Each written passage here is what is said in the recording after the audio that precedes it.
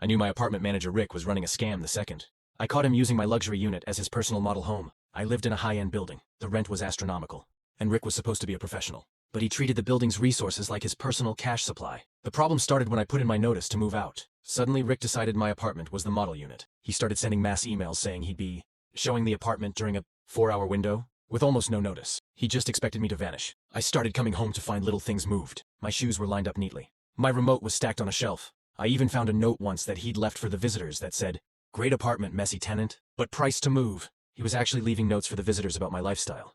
I confronted him about the notes and the constant intrusions, and he just gave me this completely unbelievable answer. "Look, man, your lease says we need access. And besides, your place photographs way better than the vacant units. Just think of it as free staging. Relax, you're getting out of here soon anyway." I was stunned by his complete lack of apology. This wasn't negligence. This was pure, unadulterated entitlement. The situation finally boiled over the week I was packing. I had taken the day off to deep clean, and I had my music blaring while I scrubbed the kitchen in a pair of stained gym shorts. I hadn't seen a showing notification all week. Suddenly my door swings open, and there is Rick, flanked not by a renter, but by a very serious-looking man in a suit, the regional VP of property management. They were doing a corporate walkthrough.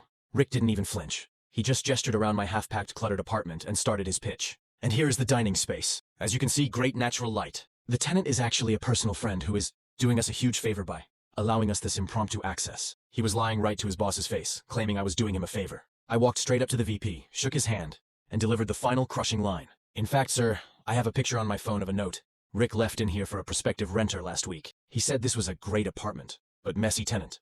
"Rick, do you remember that note?" Rick's face turned white. The VP's face went from professional to stone-cold fury. Rick didn't last the hour. The VP apologized profusely and tore up my last month's rent. Now, I'm just here enjoying this perfectly brewed coffee, celebrating the end of Rick's brazen reign.